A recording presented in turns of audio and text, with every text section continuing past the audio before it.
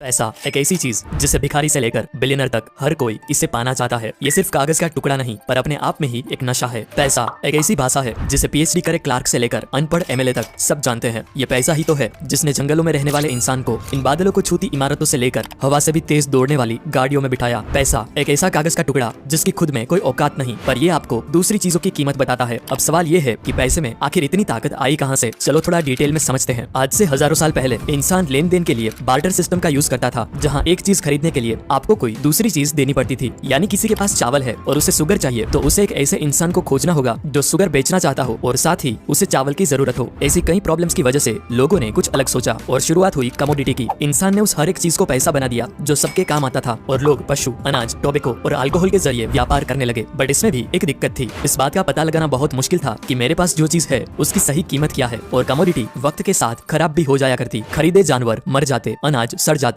अब इंसान को कोई ऐसी चीज चाहिए जो यूनिवर्सल हो और शुरुआत हुई सोने और चांदी से बने सिक्कों की। लेकिन इस दो टांग वाले जीव को इसमें भी प्रॉब्लम थी, क्योंकि वो वजनदार सोने को लेकर घूमना फिरना और साथ ही चोरी का डर। तो कुछ सुनार और दूसरे लोगों ने मिलकर एक उपाय निकाला। उन्होंने लोगों से कहा कि तुम अपना सोना हमारे पास रख दो, हम उसे संभाल कर रखेंगे। बदले में वो सुनार उसे कागज का टुकड़ा दे देता जिसमें लिखा होता कि मेरे पास आपका इतना सोना रखा हुआ है, जिसे IOU कहा जाता। IOU मतलब कि मैं तुम्हारा कर्जदार हूँ, जिसे दिखाकर लोग कभी भी अपना सोना वापस ले जा सकते। सबको ये आइडिया काफी अच्छा लगा और लोगों ने अपना सोना उसके पास रखना स्टार्ट कर दिया। लेकिन फिर कुछ टाइम बाद सुनार लोगों को रियलाइज हुआ कि ये सिस्टम बनाने के बाद ऑलमोस्ट कोई भी इंसान अपना सोना लेने वापस आता ही नहीं और सब बस उस रसीद के जरिए ही व्यापार करने लगे थे, क्योंकि सबको यकीन हो गया था कि रसीद है मतलब सोना भी होगा ही। अब ये चीज समझने के बाद सुनार लोगों को लालच आ गई। अब उनके हाथों से बनी रसीद ही पैसा बन गया था, इसीलिए उन्होंने फर्जी रसीदें बनाना स्टार्ट कर दी। उनके पास तो सोना होता भी नहीं था, लेकिन फिर भी वो ज्यादा रसीदें बनाते जाते। ऐसे स्टार्ट हुआ दुनिया का सबसे बड़ा लीगल स्कैम जो आज भी चल रहा है। वो सोना संभाल के रखने की दुकान दुनिया की पहली बैंक थी और वो रसीद दुनिया की पहली करेंसी माने नोट। अगर मैं आपसे पूछूं कि एक बैंक कैसे काम करता है तो आप कहोगे कि हम जो पैसे बैंक में डिपॉजिट करते हैं उसी से बैंक दूसरों को लोन देता है और उस पे कुछ इंटरेस्ट चार्ज करके बैंक प्रॉफिट कमाता है। Simple, right? अब इस एक्सप्लेनेशन के हिसाब से बैंक की ऑपरेशन कुछ ऐसे होगी जैसे कल सुबह आप 1000 रुपए डिपॉजिट करने के लिए बैंक पे गए, आपने 2 500 के नोट बैंक में जमा करवाए। उसके बाद बैंक क्या करेगी, वो अपने रूल के हिसाब से 10% कैश रिजर्व रखेगी और बाकी के 900 रुपए किसी और को लोन पे दे देगी। और अगर ये बैंक उस लोन वाले इंसान से ईयरली 12% इंटरेस्ट चार्ज करती है और आपको ईयरली 4% इंटरेस्ट देती है, तो बीच का जो 8% बचा वो हुआ उनका मुनाफा,